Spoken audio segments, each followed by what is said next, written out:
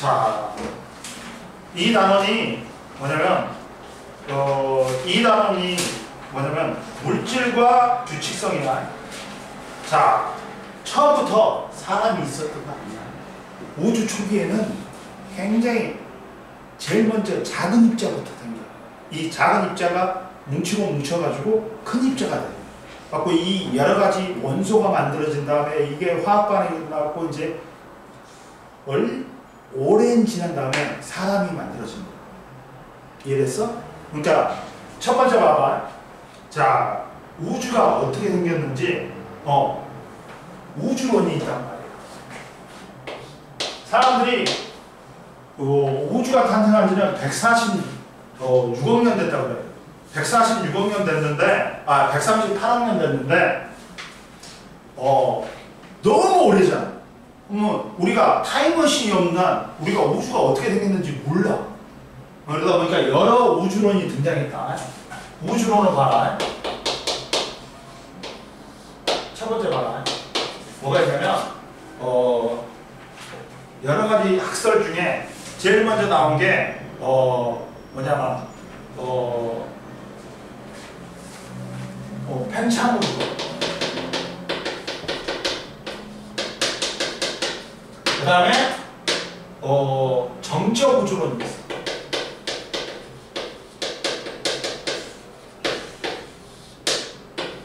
자, 팽창 우주론을 주장했던 사람이 누구냐면, 야, 팽창 우주론을 주장했던 사람이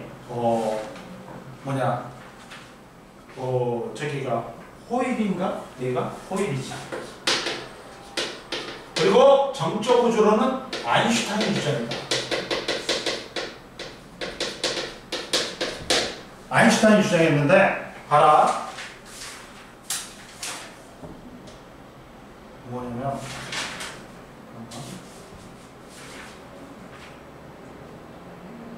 누가 주장했지? 잠깐만. 헷갈리네. 선생님 잠깐.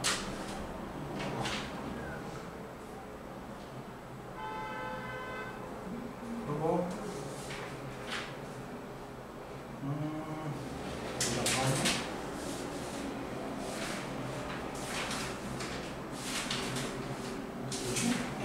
됐어. 그러면 자 봐봐. 이거는 뭐야? 우주가 팽창한다는 거야. 우주가 팽창한다는 거고, 얘는 정적 우주론은 뭐냐? 이거야. 아인슈타인이 뭐냐면 천재잖아. 아인슈타인하고 다 옳은 소리 한 거 아니야. 아인슈타인도 틀린 말을 했어. 이거 뭐냐면 정적 우주론은 우주가 그대로라는 거야. 우주의 크기다. 뭐냐면 야, 뭐든지 물질은 질량이 있으면 에너지가 있어. 그러다 보니까 중력이 생겨갖고 중력 수축을 한다.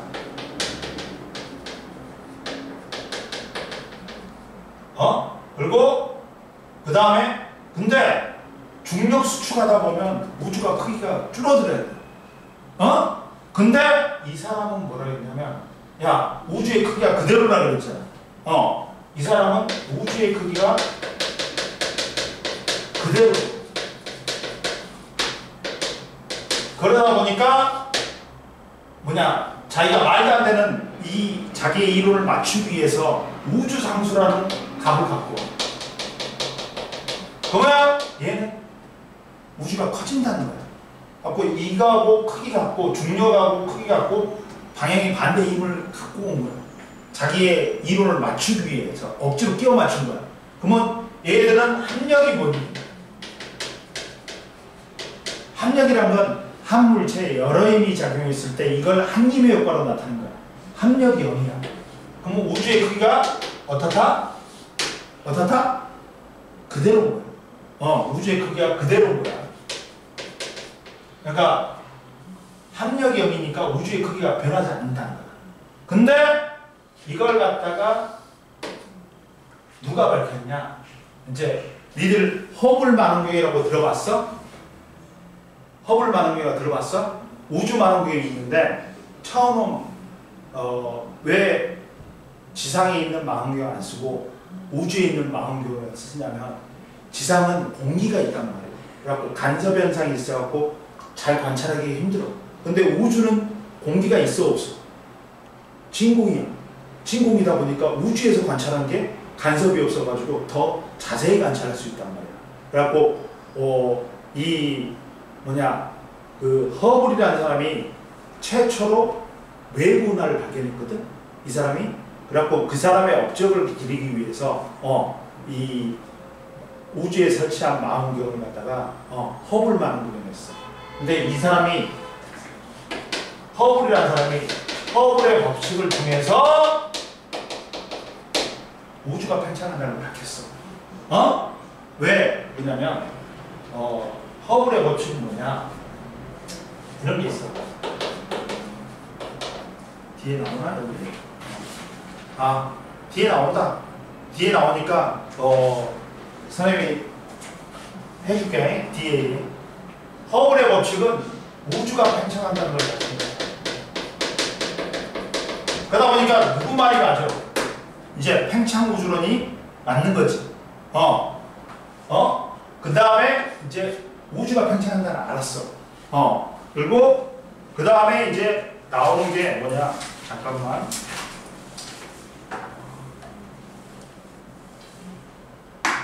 정상 우주론이 누구 거냐?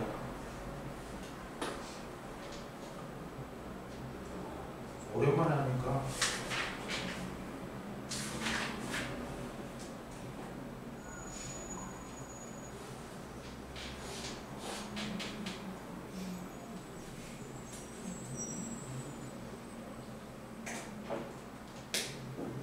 이게 호일이고 이게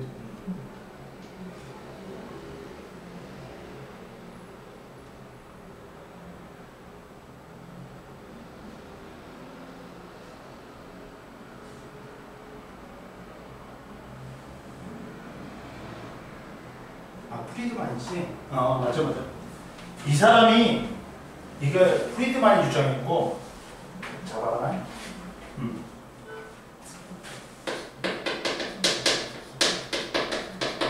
그 다음 이제 정상우주론하고 뭐가 등장하냐? 빅뱅 우주론이 등장해. 세연아, 빅뱅 우주론 들어봤지? 야, 책방 이름도 빅뱅이 있지? 근데 빅뱅은 뭐냐면 가모프라는 사람이 있어요. 러시아 과학자. 이 사람도 미국으로 이민을 갔어. 망명을 했다. 이걸 정상우주론을 주장한 사람이 호일이야. 그리고 빅뱅 우주론도 빅뱅이라는 이름도 누가 붙여줬어? 호일이라는 사람이 붙여준 거야. 야, 너희들은 뭐 큰 폭발이야? 빅뱅이야? 그러면서 빅뱅 우주론이 된 거야. 근데 둘의 공통점이 있어. 야, 허블의 법칙에 의해서 우주가 팽창한다는 걸 알았지? 공통점은 뭐냐? 전부 다 우주가 팽창한다는 거야. 부피가 우주 팽창한다. 즉 우주의 부피가 팽창한다는 거야. 즉 둘 다 우주 팽창인데 차이점은 있어. 차이점 뭐냐? 정상우주는 우주의 질량이 그대로라 했어. 질량이 그대로라 했어. 그리고 질량이 우주가 팽창한 만큼 증가한다 했어. 이 사람. 근데 얘는 질량이 그대로라 했어. 그럼 봐라. 우리가 얘들아 밀도가 있어. 밀도는 뭐냐? 물질의 밀한 정도인데 부피분의 질량이야. 그럼 봐라. 부피분의 질량인데 얘는 밀도가 어떻게 돼? 부피분의 질량인데 부피가 증가해. 그만큼 질량도 증가해. 그러니까 밀도가 어떻게 돼? 그대로겠지. 부피가 증가한 만큼 질량이 증가해버리니까. 그래서 얘는 밀도 온도가 그대로가 있어요.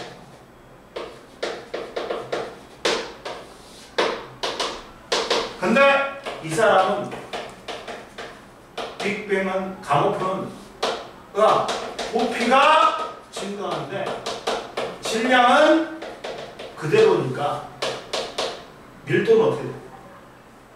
낮아지겠지. 얘만 증가하니까 반비례하니까. 그래서 밀도 온도가 낮아진다 했어. 감소한다 했어. 밀도 온도가 감소한다고 했어.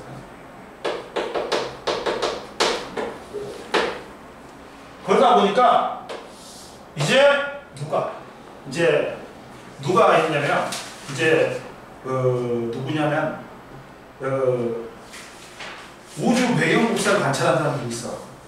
누구냐면 펜지어스하고 윌슨이 뭘 관찰했어? 우주 배경 복사. 우주 배경 복사는 뭐냐면 우주 모든 곳에서 나오는 빛이 있어. 근데 이게 파동의 형태로 나와. 근데 펜지어스하고 윌슨이 안테나를 통해서 우주 안테나를 통해서 우주에서 오는 전자기파를 관찰하다가 마이크로 파계열의 잡음이 들리는 거야. 그러니까 세윤이 너 우주 배경 복사 들어봤다? 텔레비 있잖아. 정규 방송 꺼지지.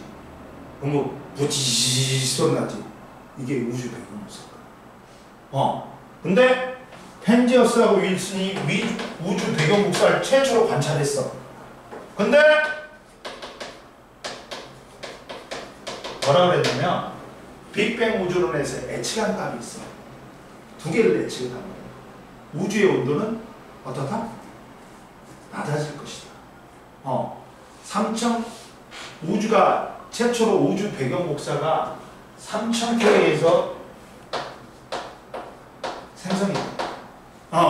근데 펜지어스하고 윌슨이 우주에서 오는 전자기파를 관찰해봤더니 마이크로파 계열의 전자기파를 관찰해봤더니 그게 2.7K 이게 어떤 2.5도 절대 온도를 2.7K를 갖는 놈하고 똑같은 파장이에요.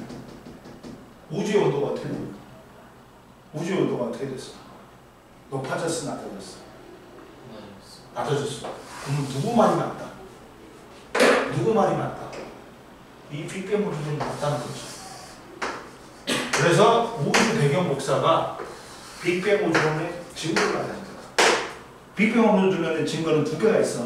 그러니까 차근차근 배울 거야. 근데 첫 번째가 우주 배경 복사야. 이해됐어? 자, 보자. 세연이 이거 이해돼야 안 돼? 보자. 우주론은 우주가 어떻게 생겼는지에 대한 이론이. 근데 옛날에는 우주가 언제 생겼냐면 현재부터 138억 년 전에 생겼어. 근데 그게 너무 멀잖아. 그러니까 우리가 타임머신이 없나 모른단 말이야. 그러다 보니까 여러 가지 학설이 등장했어. 첫 번째 등장한 게 팽창우주론이야. 프리드만 주장했어. 팽창우주론은 말 그대로 뭐야? 우주가 뭐 한다는 거야, 얘들아? 팽창한다는 거야. 근데 그게 반대되는 게 정적 우주론이야. 이건 아인슈타인이 주장했단 말이야. 정적 우주는 정적이다. 움직이지 않는다. 우주의 크기가 그대로라는 거야. 근데 이 사람은 모든 물체는 질량이 있으면 중력이 있어. 갖고 줄어들어야 돼. 근데 지가 우주는 크기는 그대로라고 했잖아. 그러다 보니까 무리를 했단 말이야. 갖고 우주상수라는 개념을 갖고 온 거야. 갖고 중력하고 크기가 방향 반대인 힘이 작용을 해가지고 합력이 0이니까 우주의 크기가 어떻다? 그대로라고 했어. 근데 허블이라는 사람이 허블의 법칙을 통해서 우주가 팽창한다는 걸 밝혔어. 그러다 보니까 정적 우주론은 틀려버린 거야. 근데 이제 그 다음에 나타난 게 이제 정상 우주론하고 빅뱅 우주론이거든. 근데 정상 우주론은 누가 주장했냐? 호일이라는 사람이 주장했어. 그리고 빅뱅 우주론은 가모프라는 사람이 주장했는데 이 사람이 둘 다 공통점은 뭐야? 우주가 팽창한다는 거야. 부피가 커진다는 거야. 근데 차이점은 뭐냐? 얘는 부피는 팽창한데 질량이 그만큼 증가한다. 그러면 밀도가 부피가 증가하고 그만큼 질량이 증가하니까 밀도라든지 온도가 그대로예요. 근데 빅뱅 우주론은 큰 폭발이 돼. 원래 우주는 한 점에 있었대. 근데 이게 빵 터져갖고 이렇게 우주가 지금의 현재 우주가 된 거야. 뭐 얘도 우주는 팽창해. 근데 얘는 질량이 어떻다겠어? 그대로라고 했어. 그러면 밀도는 질량은 그대로인데 부피만 팽창하니까 밀도는 어떻게 돼요? 낮아져. 그러니까 밀도 온도가 감소한다는 거야. 근데 누가 맞는지를 누가 밝혔다고? 이제 펜지어스하고 윌슨이 우주에서 오는 전자기파를 관찰하다 보니까 우주 배경 복사를 최초로 관측이 됐어요. 우주 배경 복사는 우주로부터 이제 원자가 생성될 때 나오는 빛이야. 근데 이 빅뱅 우주론에서는 이렇게 예측했거든. 이 원자가 생성될 때 나온 빛이 한 3000K 정도 될 거야. 온도가. 절대 온도가. 근데 수K로 낮아졌을 것이다 했어. 근데 펜지어스하고 윌슨이 그 전자기파를 갖다가 관찰해봤더니 온도가 2.7K인 거야. 우주의 온도가 어떻게 됐니? 높아졌어, 낮아졌어? 낮아졌어. 그럼 누구 말이 맞다? 현재로 실제로 관측이 됐잖아. 밀도 온도가 낮아진다는 관측이 됐잖아. 그러니까 누구 말이 맞다? 빅뱅 우주론이 맞다. 그래갖고 지금 빅뱅 우주론이 신빙성이 더해져고 이게 맞을 거라고 생각되는 거야. 그래갖고 우주 배경 복사가 빅뱅 우주론이 증거다. 찍어. 얘들아. 찍어. 이걸 알아야지 뒤에를 알 수 있다. 왜 우리가 이걸 배우는지 알아야지. 우리는 빅뱅 우주론을 배울 거야. 이게 가장 신빙성이 있기 때문에. 그럼 보자. 거기 이제 32페이지를 봐봐. 자, 스펙트럼을 보자. 스펙트럼을 보면 스펙트럼은 뭐냐? 우리가 빛을 분광기, 프리즘 같은 빛을 나누는 장치로 봤을 때 나타나는 색깔의 띠가 뭐다? 스펙트럼이야. 알아? 스펙트럼은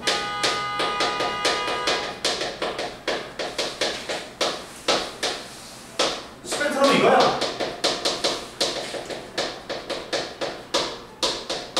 얘들아, 빛이 있어. 빛을 분광기, 빛을 나누는 장치야. 뭐에 따라? 파장에 따라 나누는 장치야. 파장에 따라 불철이 들이기 때문에 분광기를 통과하지. 그러면 색깔의 띠가 생겨. 이거야. 야, 햇빛이 프리즘을 통과해. 프리즘에 들어갔어. 그러면 햇빛은 크게 얘들아, 여기서부터 확실히 해줄게. 잘 들어야 되는 거야. 빛은 크게 세 부분으로 있다. 가시광선 영역하고 가시광선이 빨주노초 파란색으로 되어 있단 말이야. 그리고 빨간색 외를 갖다가 우리가 붉은 적자를 써가지고 적외선 들어봤지? 적외선. 보라색을 자주색이라고 해요. 보라색 가시광선 외를 또 자외선이라고 해요. 근데 얘들아, 이 적외선, 가시광선, 자외선 중에 눈에 보이는 건 누구밖에 없다? 이 가시광선밖에 없어. 가능할 가짜에다 보일 시야. 보이는 광선이라는 뜻이야. 적외선, 자외선 눈에 보인다? 그 새끼 미친 새끼야. 눈깔 뽑아야 돼. 왜? 선생님!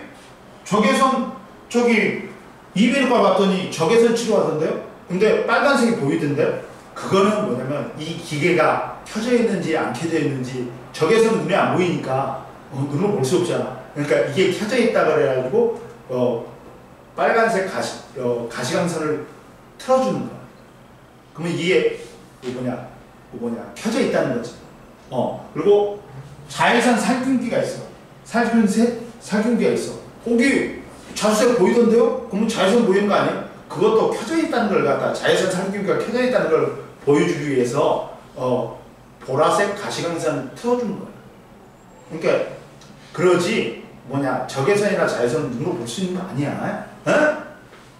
그러면 이 가시광선이 차지하는 비율이 제일 크다. 근데 이때 보면 얘들아 뭐냐면 그래가지고 자, 야, 근데 가시광선만 눈에 보이는데 이 적에서는 이제 태양빛이 오지. 그러면 구름이나 대기에 흡수되고요. 그리고 자외선은 누구에 흡수돼? 우리 배웠잖아. 오존층. 그러다 보니까 가시광선만 지표면에 거의 들어가네. 근데 이때 야, 빛은 무슨 색으로 보이냐? 흰색, 무색으로 보인다.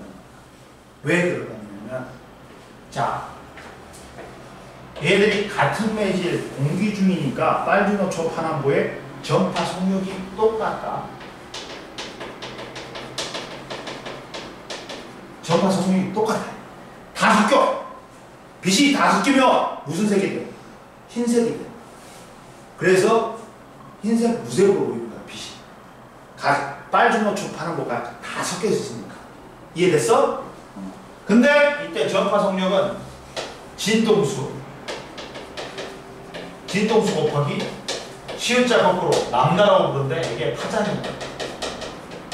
빛은 전자기 파동이에요. 그래갖고 1초 동안의 진동한 횟수 하고 파장의 곱이 속력은 근데 파장은 뭐냐? 빛이 1회 진동하는데 간 거리야. 빛이 이렇게 진폭이라고 그러나 이렇게 오르락내리락 제자리 이 길이가 거리로 나오면 미터로 나오면 이게 한 파장이야. 파장이 1회 진동이 파가 1회 진동할 때 간 거리야. 근데 같은 매질대에서는 빨주노초 파남보가 다 섞인다 했지. 왜? 전파 성격이 똑같아. 공기 중에서. 그러면 진동수하고 파장은 무슨 관계야? 같은 편에 있으니까 반비례 관계야. 그러면 따라서 야, 빛은 진동이가 있어. 야, 진동수가 크지? 이것보다 이게 있잖아. 에너지가 더 커. 진동을 많이 할수록 크단 말이야, 에너지가. 아니면 진폭이 크든지 진동이 폭이 크든지 그러면 에너지가 커. 그러면 에너지와 관련된 거는 봐라. 뭐에 비례? 진동수에는 비례하고 파장에는 반대. 이렇게 된다. 이거 정확히 쓰면 이게 는이 아니기 때문에 비례상수를 써가지고 는으로 만들어야 돼. 이는 플랑크 상수 하의 F하고 람다분의 하C. 여기서 C는 빛의 속력이다. 이게 몰라도 돼. 여기까지만 압니다. 그러면 빨간색은 얘기하라. 파장이 길어. 빨간 자만 생각하면 돼. 근데 진동수는 작아. 근데 보라색 계열은 파장은 짧은 대신에 진동수는 커. 근데 에너지하고 관련된 놈은 진동수. 그러다 보니까 자외선 쪽은 파장은 짧아. 진동수는 커. 에너지 커. 적외선 쪽은 파장은 길어. 진동수는 작아. 에너지 작아. 그러다 보니까 에너지가 작으면 우리한테 해가 안 되는 거야. 그러니까 우리는 적외선 쏘면 아무리 쏘여도 우리한테 문제가 없어. 야, 찜질방 가면 수정 방에 가면 원적외선 나온다 그러지. 할아버지 할머니들 졸라 좋아하고 막 계속 쓰고 있지. 적외선은 에너지가 작기 때문에 우리한테 해가 없어. 그러나 자외선은 에너지가 커. 파장이 짧은 대신에 진동수 커가지고 에너지가 커. 그러다 보니까 적외선 닿지. 살타, 피부암 유발, 눈으로 들어가면 백내장 유발. 우리한테 해가 에너지가 크면 우리한테 해가 있는 거야. 이해됐어? 그리고 이것보다 자외선보다 파장이 더 짧은 놈이 있어. X선, 감마선이 있어. 이것들은 뭐야? 방사선. 우리 몸에 졸라리 안 좋아. 살아있는 세포를 파괴해버려. 근데 X선은 파장이 짧으니까 투과력이 줘. 그러다 보니까 살은 투과해. 뼈는 못 투과해. 그러니까 X선, 엑스레이로 우리가 X 사진 찍을 수 있지. 그래갖고 우리가 뼈가 다쳤는지 안 다쳤는지. 그리고 야 까보지 않고도 공항에서 비파괴 검사도 할 수 있어.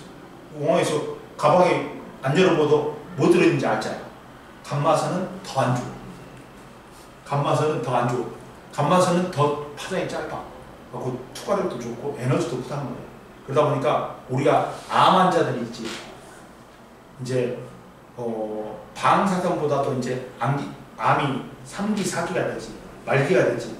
그러면 방사선도 안 좋은데 암세포가 더 안 좋아. 그러니까 암세포로 이 감마선으로 암세포를 죽여버리는 거야. 방사선 치료가. 그래가지고 이제 살아있는 세포한테 감마선을 죽이면 안 되잖아. 그래갖고 감마나이프라는 기계가 있어. 정밀하게 암세포만 죽이는 기계가 있어. 이런 게 있어. 그리고 적외선보다 파장이 긴 놈들이 있어.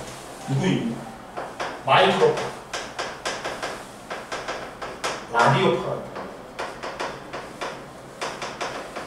뭐냐면 마이크로파는 무엇을 써? 우리가 통신할 때 쓰고 그 다음에 전자레인지에 쓰는 마이크로파를 갖다가 전자레인지에 음식물 돌리지. 그러면 음식물에 물 분자가 있다. 그러면 이 물 분자를 진동시켜 갖고 운동 에너지를 열 에너지로 바꿔 데피는 거야. 그리고 라디오파는 더 파장이 길어. 갖고 산도 넘어. 이해됐어? 근데 여기서 야 빨주노 초포 파남보가 파장이 틀려. 빨간색은 파장이 길고 보라색은 파장이 짧아. 갖고 야 빨간색은 빨주노 초파남보지. 그러면 파장에 따라 굴절면이 틀려. 그러다 보니까 얘들이 꺾여갖고 뭐가 생기는 거야? 색깔의 띠가 생기는 거야. 파장에 따라 굴절면이 틀려. 그러다 보니까 색깔에 따라 빨주노초 파남보에 따라 색깔에 따라 파장이 틀려. 그러다 보니까 꺾이는 정도가 틀려. 그러다 보니까 여기에 빨주노초 파남보에 뭐가 생기는 거야? 색깔의 띠가 생기는 거야. 이걸 뭐라고 해야 되냐면 스펙트럼이라는 거야. 근데 이걸 모르지. 이 개념을 모른다는 거야. 이해됐지? 알겠지? 그래갖고 이렇게 생기는데 이때 이제 스펙트럼의 종류가 있다. 이제 스펙트럼의 종류가 있어.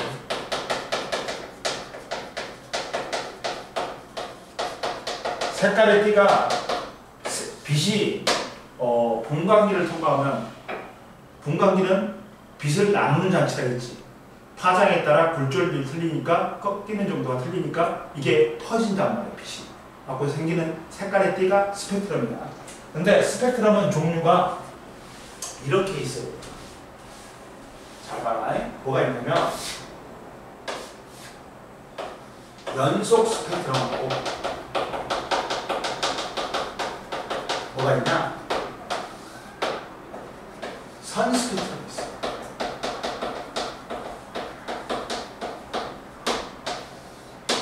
연속 스펙트럼하고 선 스펙트럼입니다. 연속 스펙트럼은 백열전구가 있어. 백열전구가 있는데 백열전구가 포리즘을 통과했더니 색깔에 따라 연속적인 색깔의 띠가 생겨. 이게 연속 스펙트럼이에요. 색깔의 띠가 가운데 끊기지 않고 연속적으로 생기지. 그러면 그걸 뭐라 그래요? 연속 스펙트럼. 뭐가 있어? 옛날에는 태양까지 포함시켰다? 근데 태양을 알고 봤더니 이 연속 스펙트럼에 검은색 선이 있는 거야. 하고 연속 스펙트럼을 빼버린 거야. 백열전구가 선 스펙트럼은 두 종류가 있어. 뭐냐면 흡수 스펙트럼하고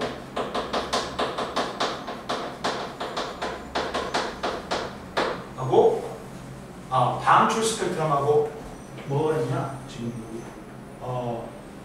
흡수 스펙트럼하고 방출 스펙트럼이 있어.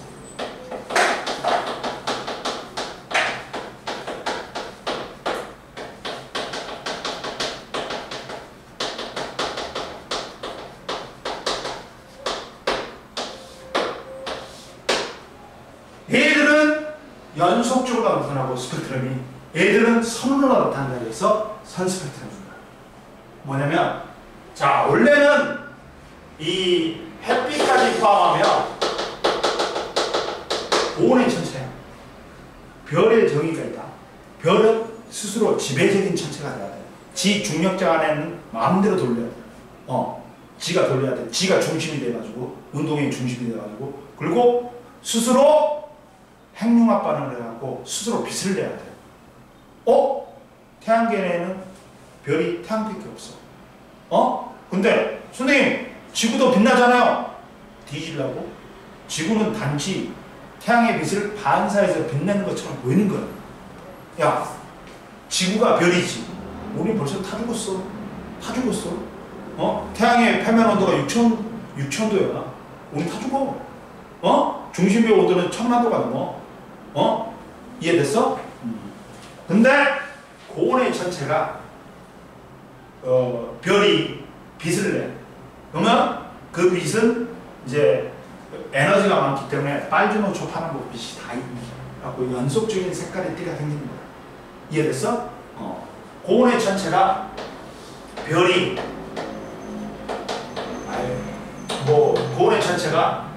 고온의 천체의 빛이 이렇게 통과하면 연속 스펙트럼이 생겨요. 근데 자 별빛은 무슨 스펙트럼이 나타나? 얘들아 별빛은 무슨 스펙트럼이다? 흡수 스펙트럼. 별빛은 흡수 스펙트럼. 별이 먼 데서 오다 보면 우주는 멀리 있어. 거지 새끼를 만난단 말이야. 거지 새끼를 만나. 뭐냐면 이거는 고온의 천체가 이제 빛을 방출했어요. 핵융합 반응에서. 근데 오다 보면 거지 새끼 조건의 기체를 만나. 그래갖고 특정 파장의 빛이 흡수가 돼요. 그러니까 프리즘을 통과하면 이렇게 연속 스펙트럼이 생기는데 연속 스펙트럼에 검은색 선이 나타나. 이게 뭐다? 흡수 스펙트럼이야. 이해됐어? 야, 태양도 대기가 있어. 근데 태양 표면보다 대기가 온도가 낮아. 그러니까 특정 파장의 빛이 흡수가 돼. 그래갖고 태양도 스펙트럼으로 보면 연속 스펙트럼이 아니고 자세히 보면 선이 있어. 검은색 선. 이해됐어? 이게 흡수 스펙트럼이다. 근데 선생님 방출 스펙트럼은 또 뭐예요? 얘는 핵융합 반응 고온의 천체가 아니야. 고온의 기체야. 에너지가 별로 없어. 그러다 보니까 얘가 프리즘을 통과하면 검은색 바탕에 색깔의 선이 생긴다. 검은색 바탕에 색깔의 선이 생긴다. 그래서 선이 생긴다 해서 얘는 방출 스펙트럼. 얘도 산 스펙트럼 중에 방출 스펙트럼. 왜 그러냐면 자 봐라. 이거나 둘 중에 하나야. 이렇게 진공 방정관에다가 기체를 넣어. 진공 방정관에.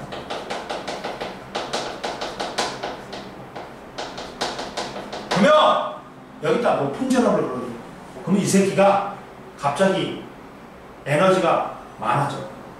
그래갖고 들뜬 상태가 돼. 막 들떠있단 말이야. 그래갖고 얘는 바닥 상태, 에너지가 작은 상태로 내려와야 돼. 그러면서 에너지를 방출하는데 그 에너지가 별로 크지 않아. 빛의 형태로 방출해. 그러면 이걸 분광기로 통해 보면 검은색 바탕에 색깔의 선이 생겨. 이게 뭐다? 방출 스펙트럼이야. 그러니까 고온의 천체가 그냥 다이렉트로 왔어. 그래갖고 그 빛이 파장에 따라 프리즘을 통과하면서 파장에 따라 굴절이 틀려갖고 연속적인 색깔의 띠가 생기지. 그러면 그건 뭐라고? 연속 스펙트럼이다. 그거는 뭐밖에 없다? 백열 조성밖에 없다. 봐봐. 여기서 별이 뭐야? 고온의 천체야. 별이 오다가 거지 새끼 안 만나지. 그 빛이 파장에 따라 굴절이 틀어갖고 연속적인 색깔의 띠가 생기지. 그러면 그걸 뭐라고 한다? 연속 스펙트럼이라고 해. 어? 근데 두 번째 봐. 선 스펙트럼, 선으로 생기는 것 중에 흡수 스펙트럼이 있어. 고온의 천체, 별에서 빛이 왔어. 근데 우주에서 오다 보니까 거시석이 저온의 기체를 만났어. 그러면 특정 파장의 빛이 흡수가 되거든요. 그러면 연속 스펙트럼에 그 파장, 흡수된 파장이 검은색 선으로 나온다. 이게 흡수 스펙트럼이야. 일반적인 별빛은 무슨 스펙트럼이다? 흡수 스펙트럼이야. 어? 근데 고온의 기체야. 그러면 얘는 핵융합 반응을 안 한단 말이야. 그러니까 에너지를 적게 내놓는단 말이야. 이게 저온의 고온의 기체인데 얘가 들뜬 상태가 돼. 갖고 에너지가 좀 많아져. 근데 바닥 상태, 안정된 상태로 내려올라오면 그만큼의 에너지를 방출해야 돼. 그 빛을 우리가 분광기로 봤을 때 검은색 바탕에 색깔의 선이 나타나. 그러면 이거는 뭐라고 그래? 방출 스펙트럼. 야, 흡수 스펙트럼하고 윤서야, 방출 스펙트럼하고 공통점이 뭐야? 선으로 나타난 거야. 야, 흡수 스펙트럼은 연속된 색깔의 띠에 검은색 선이 나타납니다. 그리고 방출 스펙트럼은 검은 바탕에 색깔의 선이 나타납니다. 이해됐어? 이해됐지? 이게 흡수 스펙트럼하고 방출 스펙트럼, 연속 스펙트럼의 애다. 이해됐냐 안 됐냐? 자, 스펙트럼은 봐라. 자, 빛이 분광기를 통과할 때 파장에 따라 나누어지는 색깔의 띠를 뭐라 그러는 거예요?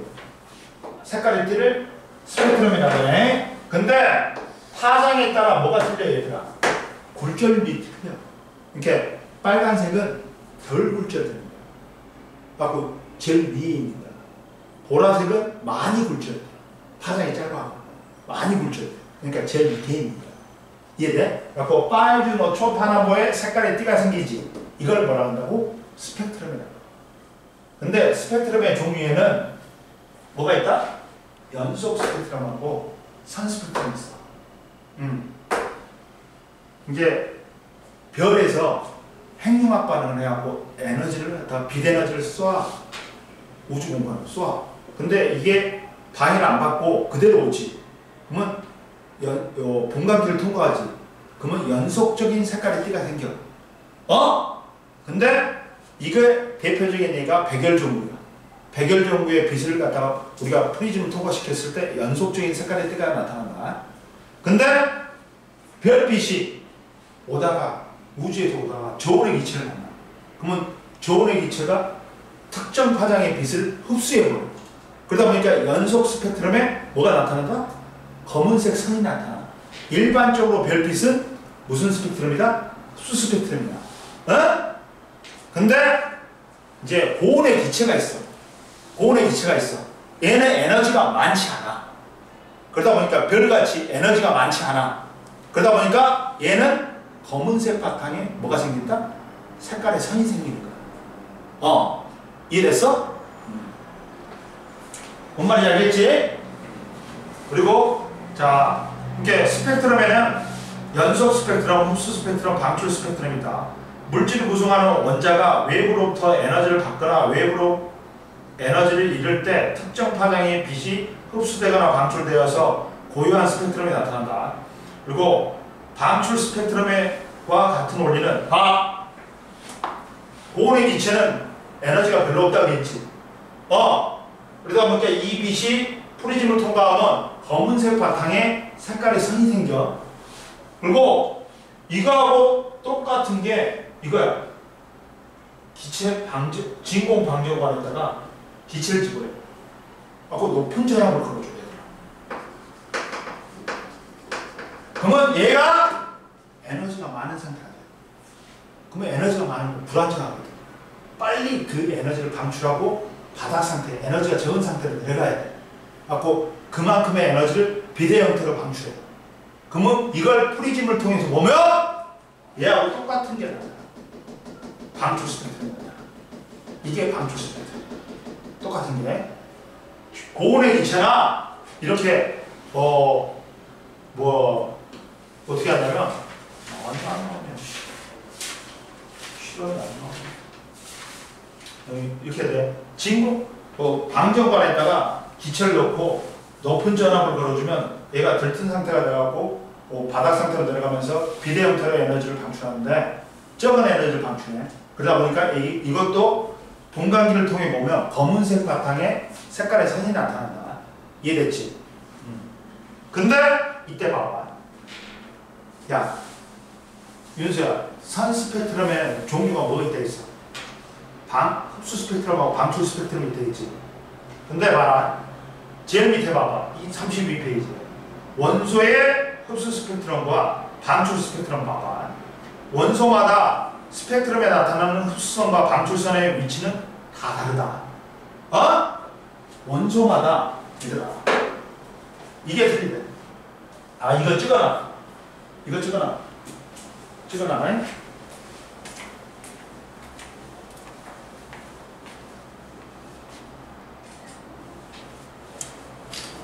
뭐가 틀려? 원소마다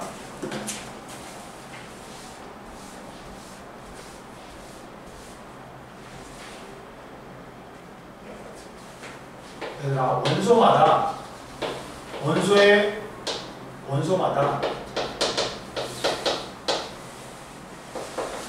선의 위치, 선의 굵기, 선의 색깔이 다 틀리네.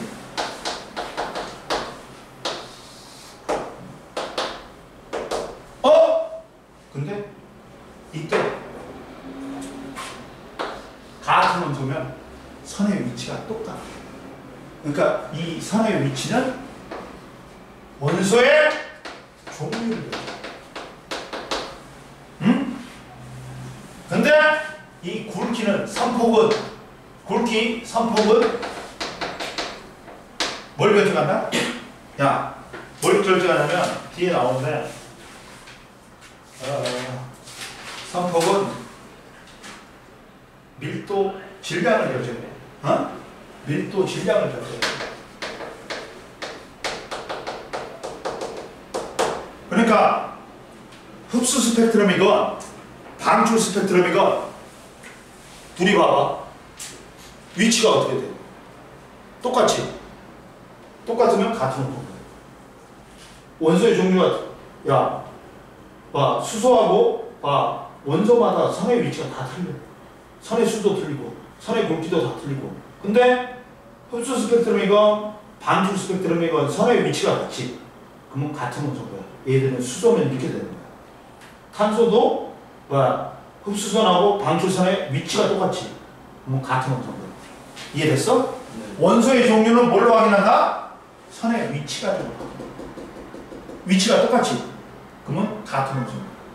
그리고 굵기는 뭘로 판별한다? 밀도. 이 폭이 크면 클수록, 이 선의 폭이 크면 클수록 밀도 질량이 큰 거야. 뒤에 배운다. 원소마다 스펙트럼에 나타나는 흡수선과 방출선의 위치가 다르다. 그래갖고 서로 다른 원소일 경우는 흡수선과 방출선의 위치가 다르다. 같은 원소는 흡수선과 방출선의 위치가 똑같아. 폭이 넣은 것처럼. 이해됐어? 좀만 쉬어, 얘들아. 좀만 쉬어. 세윤이는 이해돼? 안 돼? 모르는 말로 해. 세윤아. 그리고 책은 이거야.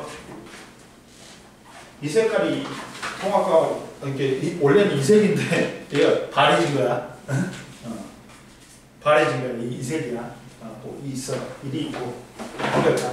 이런 거 어렵지. 알아야 돼. 또 선생님이 설명 한번 나오면 또 설명해 줄 거야. 네. 응? 했대? 네. 다른 걸로 하래? 네.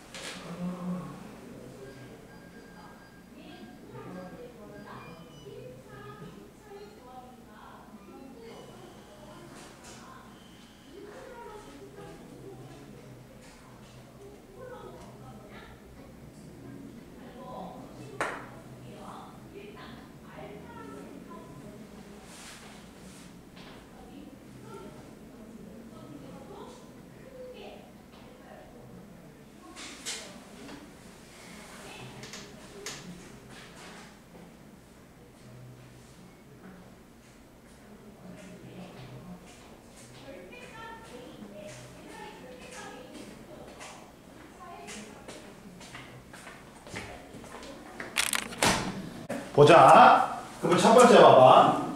야, 우주의 별빛의 스펙트럼을 분석했어.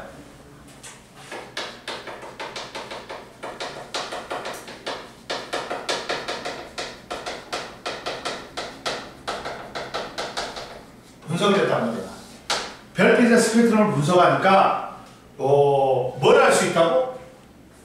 야, 선의 위치 가지고 원소의 종류를 알 수 있어. 이건 아까쯤에 말한 선의 위치 가지고. 그리고 뭘 또 알 수 있어? 질량도 알 수 있단 말이야. 산의 폭으로, 선폭으로. 이 굵기가 굵으면 굵을수록 질량이 큰 거야. 이걸 알 수 있었다. 질량비를 알 수 있었다. 그러면 봐라. 이때 원소의 종류는 별빛의 스펙트럼을 원소 스펙트럼하고 비교하면 알 수 있다.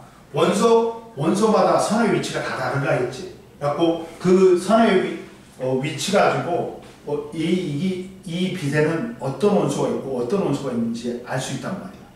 이해됐어? 그래갖고 뭘 비교했다고? 자, 별빛의 스펙트럼과 원소의 스펙트럼을 비교해.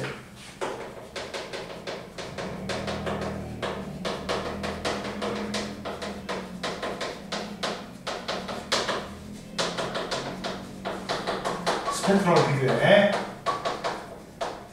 즉, 별빛에 이 원소의 스펙트럼에 선이 다 포함되어 있지.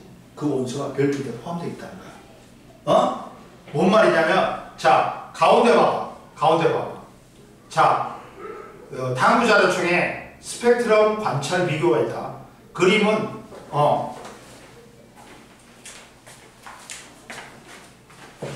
봐봐.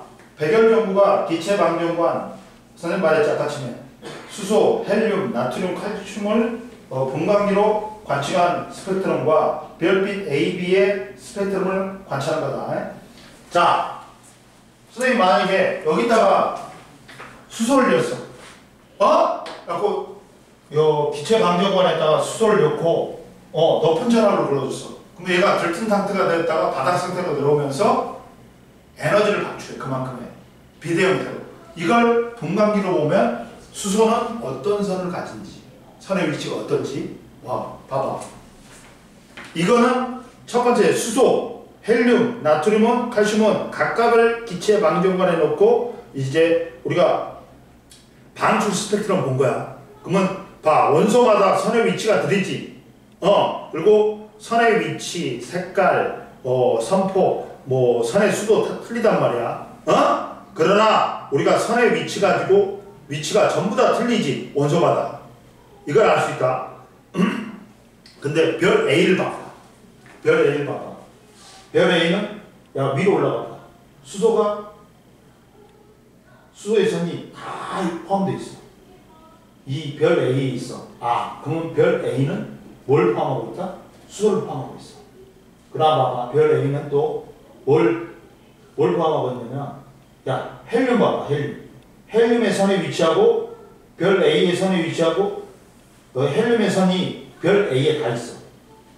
그러면 별 A는 뭣도 포함하고 뭣도 포함한다는 거야? 수소도 포함하고 헬륨도 포함한다는 거야. 그리고 봐봐. 나트륨 봐봐.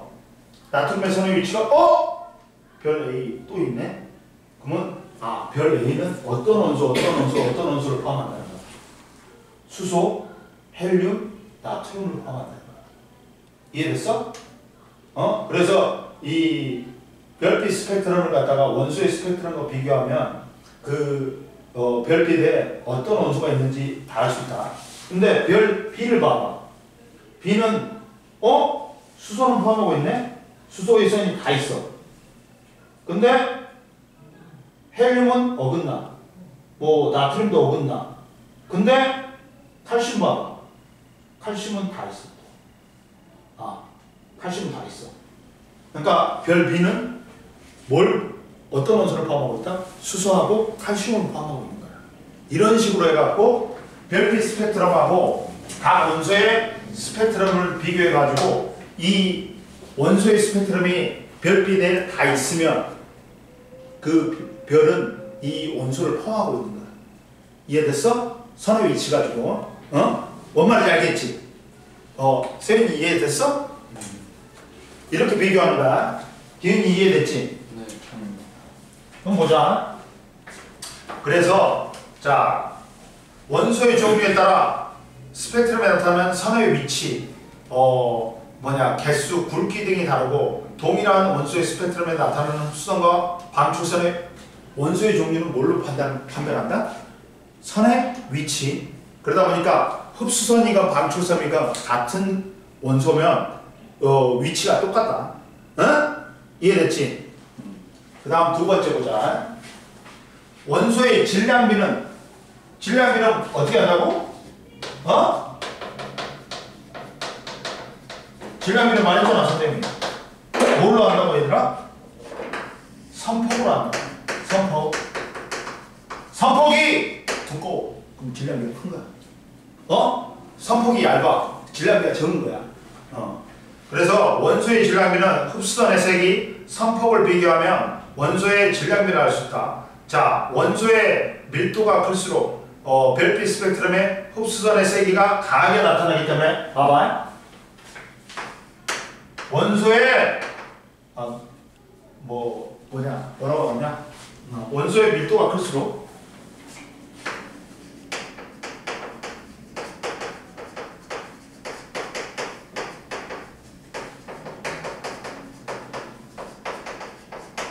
크단 말이야. 이 말은 다른 말로 하면 밀도가 크다는 말은 질량비가 크다는 거야.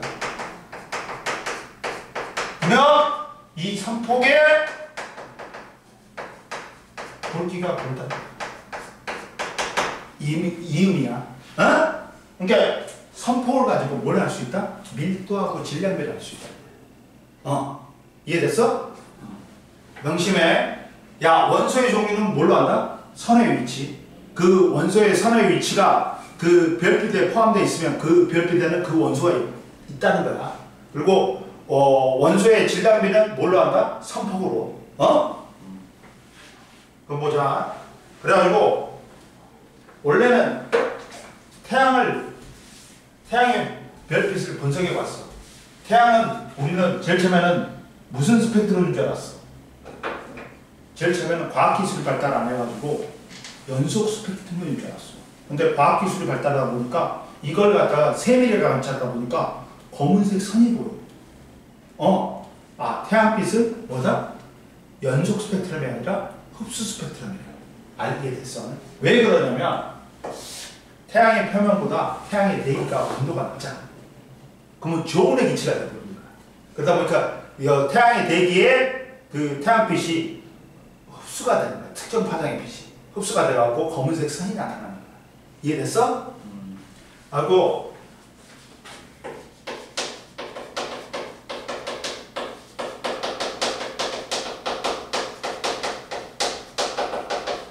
분석을 해봤더니 자 봐라.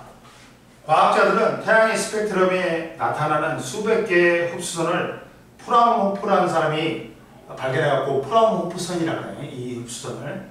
근데 분석하여 태양의 대기가 뭐가 있음을 알게 됐어. 수소, 헬륨, 칼슘 등으로 다양한 원소로 구성되어 있음을 알게 됐다. 그러니까 원소의 스펙트럼에 태양의 스펙트럼을 비교해봤더니 수소도 포함되어 있고 헬륨도 포함되어 있고 칼슘도 포함되어 있는 거야. 이해됐어? 그래갖고 다양한 원소가 포함되어 있는 거야. 옆에 보자. 야, 별빛의 스펙트럼을 분석하면 우리가 뭘 알 수 있어? 첫 번째, 원소의 종류, 선의 위치 가지고, 그리고 선폭 가지고 질량비도 알 수 있어. 그리고 별의 표면 온도도 알 수 있어. 그리고 흡수선의 파장 변화, 도플러 효과를 이용하면 별이 멀어지는지 도플러 효과가 후퇴되는지도 알 수 있어. 뒤에 배울 건데 이따 배울 건데 그걸 해줄게. 선생님이. 근데 궁금해 봐봐. 태양의 스펙트럼에 흡수선이 나타날 까닭. 태양은 스스로 빛을 내는 천체로 별이야. 표면 온도가 약 5800K인 고온의 물체이므로 연소 스펙트럼이 나타나야 하지만 태양의 표면의 빛이 태양의 대기를 통과하면서 대기가 태양의 표면보다 온도가 낮아. 그래갖고 특정 파장의 빛이 흡수가 돼. 그러다 보니까 연속 스펙트럼이 아니라 흡수 스펙트럼이 나타나는 거야. 연속 스펙트럼에 검은색 선이 나타나는 거야. 아까 전에 별빛이 우주에서 오다가 저온의 기체를 만나는 거하고 똑같은 거야. 이해돼? 표면보다 태양의 대기가 온도가 낮기 때문에 특정 파장의 빛이 흡수가 되는 거야. 그래갖고 태양은 연속 스펙트럼이 아니라 뭘로 나타난다? 흡수 스펙트럼으로 나타나는 거야. 이해됐지? 이거 알아라. 됐지? 그러면 아까 시간에 말한 봐라. 이제 가운데 그걸 보면 스펙트럼의 관찰 비교 봐봐.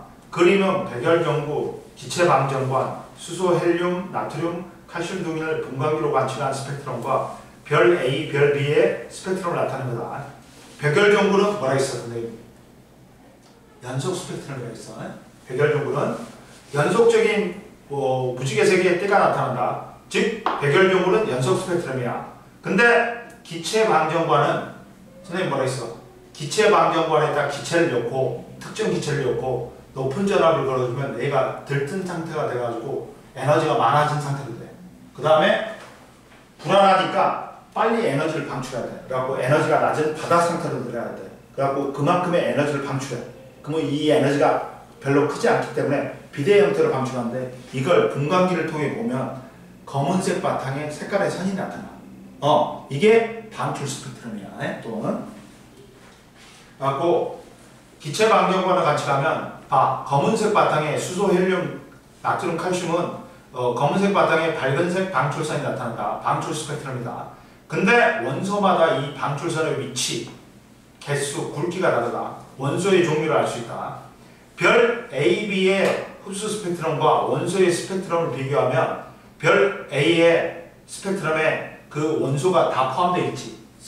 그러면 그 원소를 별빛이 갖고 있다는 거야.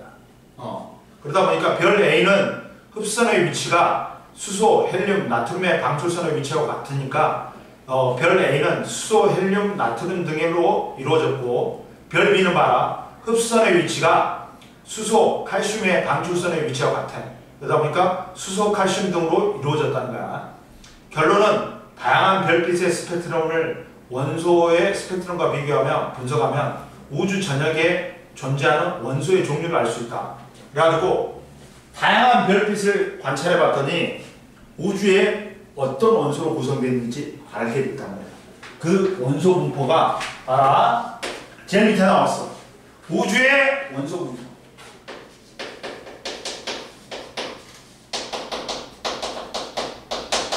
다양한 별빛을 봤더니 우주에는 선의 위치 가지고 원소의 종류를 나왔어. 선폭 가지고 질량비를 나왔어. 그랬더니 우주는 우주를 구성하는 대부분의 원소는 뭐다? 이쪽에 보니 우주를 구성하는 대부분의 원소는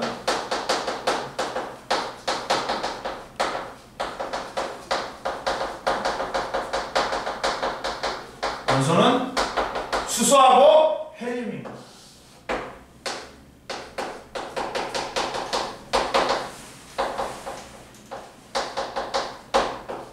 수소가 74%, 헬륨이 24%야. 나머지는 2%밖에 안 되는 거야. 거의 수소가 전체 원소 분포의 4분의 3을 차지해. 75% 가깝잖아. 그리고 헬륨이 거의 4분의 1을 차지해. 그리고 2%만이 나머지 원소야. 근데 우주에는 우리 지구에는 수소 헬륨보다 훨씬 무거운 원소들이 많단 말이야. 그 2%야. 2%가. 자, 봐라. 우주를 구성하는 원소의 대부분은 수소와 헬륨이다. 대부분은 빅뱅 이후 우주 초기에 우주가 팽창하는 과정에서 생성됐고 별과 은하를 이루는 재료가 된다. 그래서 별에 구성하는 원소의 대부분은 수소하고 헬륨이다. 그러면 봐라. 우주를 구성하는 원소를 알아내는 거죠.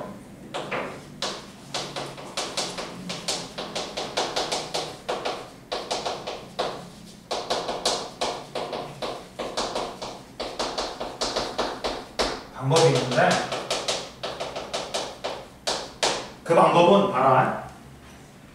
우주를 구성하는 여러 천체에서 나오는 별빛을 스펙트럼을 분석하면 돼.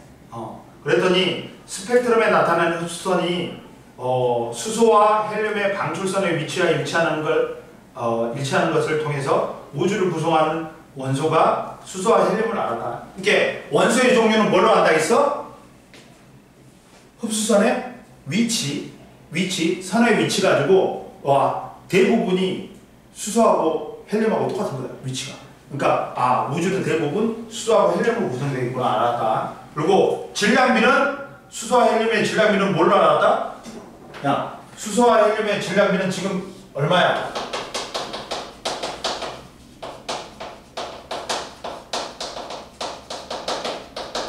(74%) 하고 24%니까 거의 몇 대 몇이야? 3대 1이다. 3대 1이다. 수소와 헬륨의 질량비가 몇 대 몇이라고? 3대 1이야. 흡수선에 나타나는 흡수선의 세기, 선폭을 분석한 결과 우주는 수소가 74%, 그 다음에 헬륨이 24%야. 근데 이것도 빅뱅 우주라는 증거가 두 개가 있다. 우주 배경 복사하고 수소와 헬륨의 질량비야. 가모프라는 사람이 빅뱅 우주론을 주장했다 했지. 이 사람이 예측한 게 두 개가 있어. 우주 배경 복사, 우주의 온도는 낮아질 것이다. 그리고 우주의 수소와 헬륨의 질량비가 3대 1일 것이다. 근데 관찰해봤더니 진짜 3대 1인 거야. 그러면 이 사람 말이 맞다는 거야, 틀리다는 거야? 맞다는 거잖아. 그러니까 빅뱅 우주론의 증거가 두 개가 있어. 우주 배경 복사하고 수소와 헬륨의 질량비야. 그 예측한 게 둘 다 맞았단 말이야. 그래서 빅뱅 우주론이 맞다는 걸 알았지. 실제로 관측 가능했으니까. 관측했으니까. 이해됐어? 수소와 헬륨의 질량비가 3대 1인 게 또 빅뱅 우주론의 증거다. 이해됐어? 넘겨. 34페이지는 풀어와. 그리고 이제 빅뱅 우주론을 보자. 선생님이 빅뱅 우주론 다 했어. 한번 했지? 잡아. 아까쯤에 한 거 해보면 우주론은 아까쯤에 했지?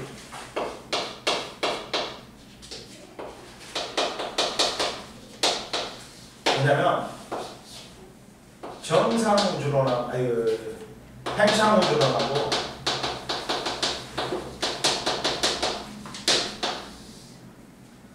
이거는 프리즈마 입장이야. 그 다음 정적 우주론이 있어.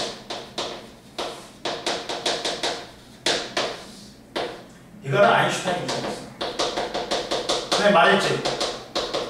팽창 우주론은 우주가 팽창하는 거고 정적 우주론은 우주의 크기가 어떻다? 그대로라는 거야. 근데 이 사람들이 계속해서 논쟁을 벌였어. 근데 이 논쟁에 마침표를 찍은 사람이 누구다고? 허블이라고. 허블의 법칙이 있어.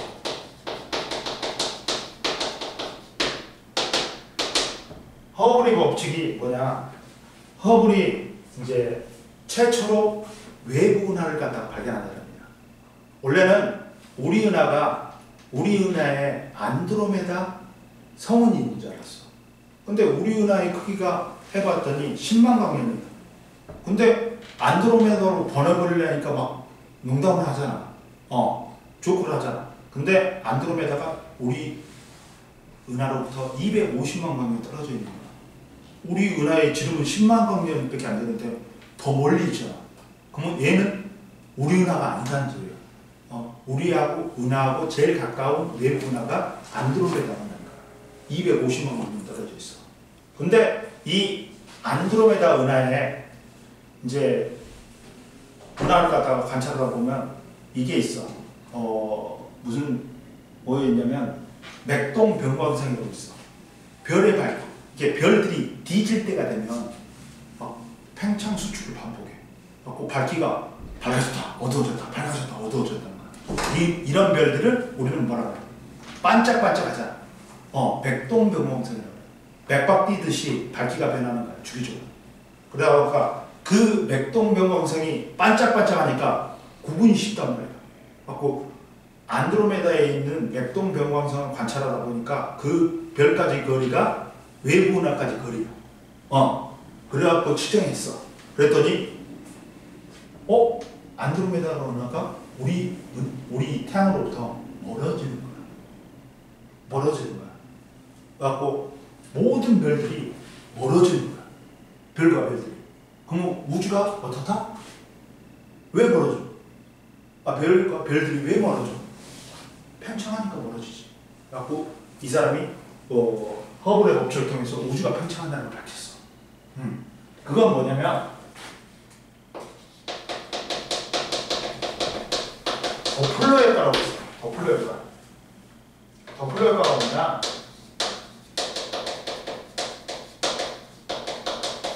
소리의 3요소가 있다. 세기, 높이, 맵시가 있어.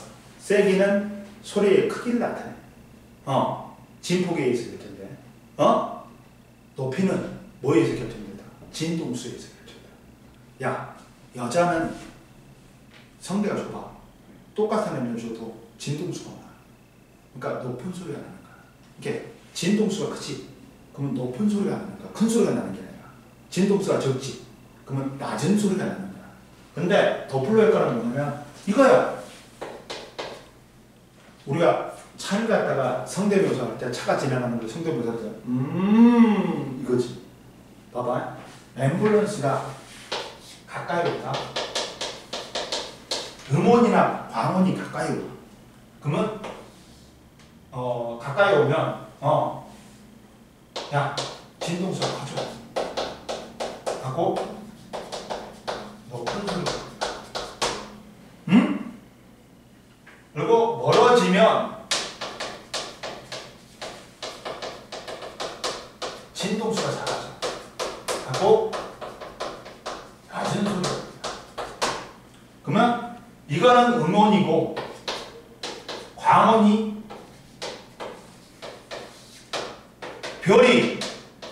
별은 무슨 스펙트럼이냐 얘들아.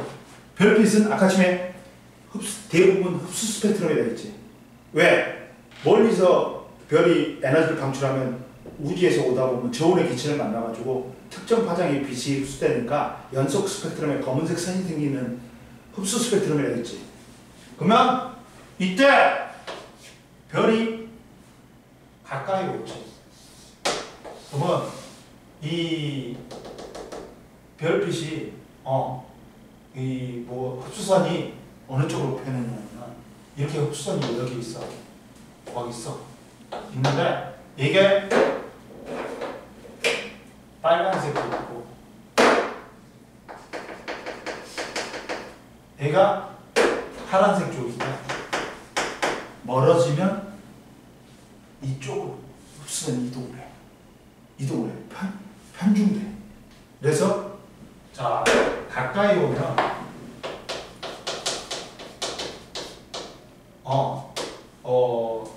가까이 오면 진동수가 어떻게 돼? 커져. 진동수가 가까이 오면 커지는 쪽이 적색이야, 청색이야. 얘는 파장이 길고 진동수 적고 에너지 적고. 얘는 파장이 길고 짧고 진동수 크고 에너지가 크고. 진동수 커지는 쪽은 파란색 쪽이에요. 그리고 이게 청색 편이래요. 이 흡수선이 청색 쪽으로 이동해요. 멀어지면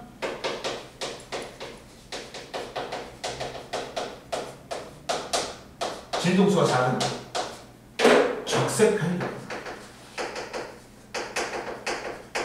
하고 여러 별빛을 관찰해 봤더니 별빛들이 거의 다 별빛 대부분이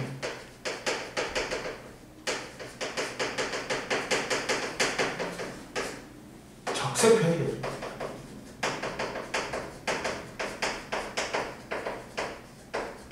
별과 별들이 멀어진다는 거야. 별과 별들이 멀어지는 경우는 우주가 팽창하는 경우밖에 없어. 그리고 야, 풍선에다가 스티커를 붙였어. 풍선이 우주야. 그리고 이 스티커가 뭐야? 은하거나 별이야. 하고 풍선 크게 불었어. 그러면 스티커하고 스티커 사이가 어떻게 되니? 멀어지겠지. 더 멀리 있는 별은 더 빨리 멀어져. 후퇴 속도가. 자, 그리고 두 번째 뭘 발견했냐면 멀리 있는 별일수록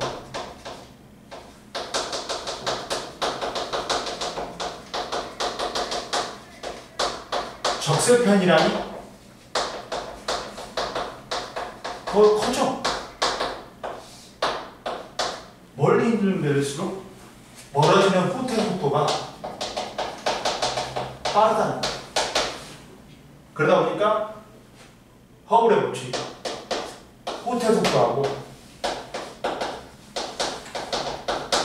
거리하고 비례가 되는 거야.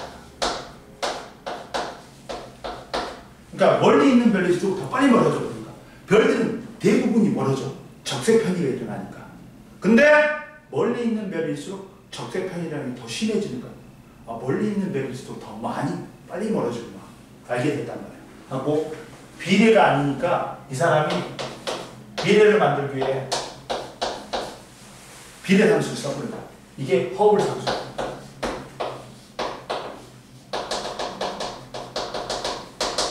즉 그래프로 그려보면 후퇴 속도하고 거리는 무슨 관계? 멀리 있는 별일수록 더 빨리 멀어지지. 비례 관계지. 근데 이때 여기서 기울기는 뭐가? 기울기는 x축분의 y축이야. r분의 v니까. 이게 허블 상수이지. 기울기가 허블 상수. 그래갖고 여기 그래프가 나온 거야. 이 그래프가 이거야. 의미가. 이해되니? 여기다 써놔. 여기다 써놔. 이걸 써놔. 옆에다 그 허블 상수, 허블의 관측에서 옆에다가 이걸 써놔. 이걸 써놓으면 돼. 이게 허블의 법칙이야. 그리고 여기서 기울기는 뭘 의미한다? 허블 상수를 의미한다. 이것만 써놓으면 돼. 뭔지 알겠지? 가지고 허블이 우주가 팽창한다는 걸 알았어. 이해되니?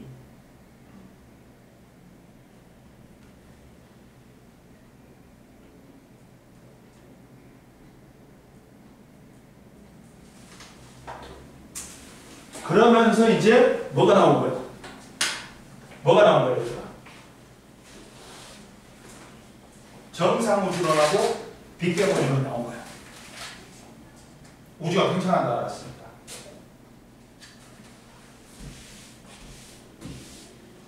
아이씨.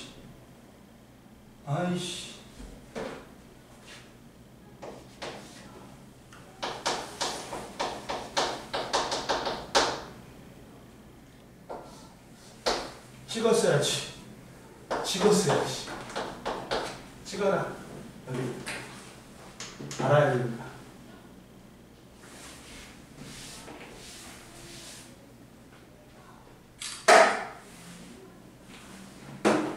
한 봐라. 그러면서 이제 정상우주론하고 뭐가 나온다? 빅뱅우주론.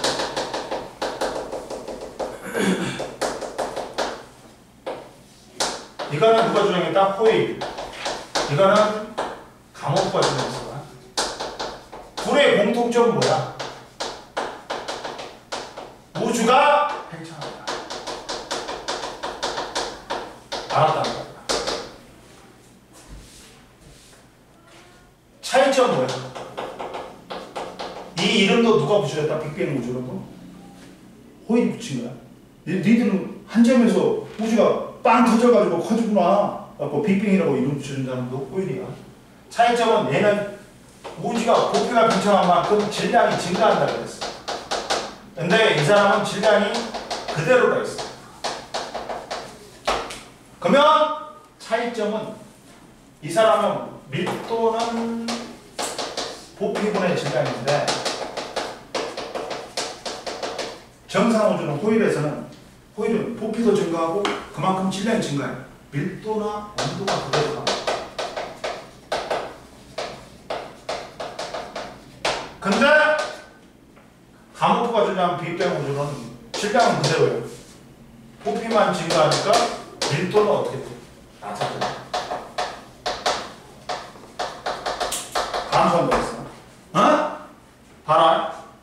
빅뱅 우주는 모형 봐봐. 거기 부피는 증가하지. 근데 이 은하들 있지. 은하들의 수는 똑같아. 그러면 질량은 그대로라는 거야. 이 점의 수가 똑같아. 점의 수가 질량을 나타내. 질량은 그대로라는 소리야. 근데 뭐냐? 정상 우주로는 부피는 팽창한데 점수도 늘어. 그러면 그거는 질량이 그만큼 증가한다는 거야. 비교할 때 이렇게 비교한다. 어디 나오냐? 나오냐 안 나와? 여기서는 봐봐. 저기 40페이지 봐봐. 봐봐. 개수가 부피 증가했지. 부피 증가했지. 여기서 부피 증가했지. 근데 개수가 똑같아. 질량이 똑같아. 빅뱅 우주론. 만약에 정상 우주론이면 이 개수가 증가해. 그러면 부피도 증가하고 질량도 증가한다. 이해됐어? 다시 앞으로 와. 그러면서 이제 그러다 보니까 여러 증거 이제 둘이서 피튀기에 싸웠는데 누구? 빅뱅 우주론의 증거가 뭐다? 우주 배경 복사야. 우주 배경 복사는 우주에서 모든 데서 균일하게 퍼져나가는 빛들이야. 이걸 누가 관찰했냐? 펜지어스하고 밀슨이 우주에서 오는 파들을 갖다가 전자기파를 관찰하다 보니까 마이크로웨이브 계열의 잡음이 들려. 근데 빅뱅 우주론에서 가모프가 우주의 온도가 3000K에서 수K로 떨어질 거라고 예측을 했어. 근데 이때 관찰되는 파의 온도가 2.7K인 거야. 그러면 우주 배경 복사가 처음으로 발생했을 때 3000K였거든. 근데 2.7K로 떨어졌대. 지금 현재 온도는. 현재 우주의 온도는 2.7K로 떨어졌대. 그럼 야, 온도가 어떻게 됐어? 낮아졌지. 그럼 누구 말이 맞는 거야? 밀도 온도가 감소하면 빅뱅 우주론이야. 이게 우주 배경 복사가 빅뱅 우주론의 증거고, 또 하나 있죠. 아까 좀 뭐랬어? 수소하고 헬륨의 질량비가 가모프가 몇 대 몇일 거라고 예측을 했어. 3대 1일 거라고 예측을 했단 말이야. 근데 실제로 관측이 3대 1로 돼. 그러면 이 빅뱅 우주론의 수소와 헬륨의 질량비도 빅뱅 우주론의 증거가 되는 거야. 이해됐어?